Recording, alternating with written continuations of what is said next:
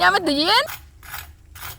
Magandang araw! Welcome back ulit sa aking kusina. Sa araw na ito, special treat ang ating iluluto. Dadalhin tayo nito sa isang memorable na experience na naganap noong 2018. Usong-uso kasi at naglipa na ang post ng mga makukulay na dahon ngayon. Hayan tuloy, mapapawan sa na time na naman tayo. Gagawa nga pala tayo ng corn dog na una naming natikman nung nagpunta kami ng South Korea. Isa yan sa mga nakita naming street food noong naglalakad kami sa daan. Kaya na-curious kami kung anong lasa at napabili na rin kami. Hindi na nga namin alam kung ano yung pangalan niya, basta itinuro na lang namin kung ano sa tingin namin ang nakakatakam. Anyaman din?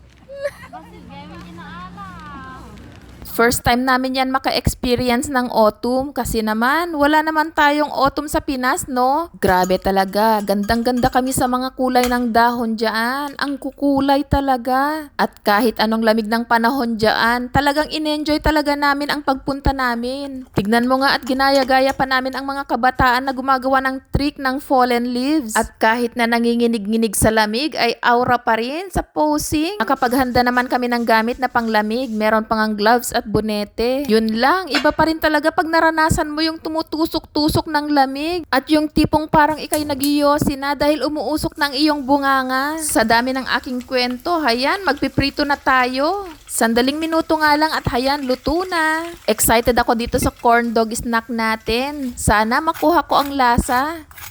Pero sa totoo lang, yung coating at cheese lang ang natikman ko noon. Ano ba naman, hindi ako sure kung halal ba yung hotdog. Kaya hanggang first bite lang talaga ang nagawa ko noon. Pero na-appreciate ko yung isang resto sa Nami Island. Noong kumuha ako ng akala ko'y soft drink, sabi niya, no, no, no, bawal daw ako dun. Yun pala, alak yun. Yun ang tinatawag nilang soju. Andito na pala tayo sa tikiman time. Well, crunchy naman siya at masarap. Hindi ko na nga nilagyan ng honey. Yun lang, maling cheese ang aking ginamit, hindi siya stretchy. Pero gayon pa man, nabusog naman ako. At heto pala ang resulta ng fallen leaves shoot ni Madir. Salamat sa pakikinig sa aking Once Upon a Time. Hanggang sa muli.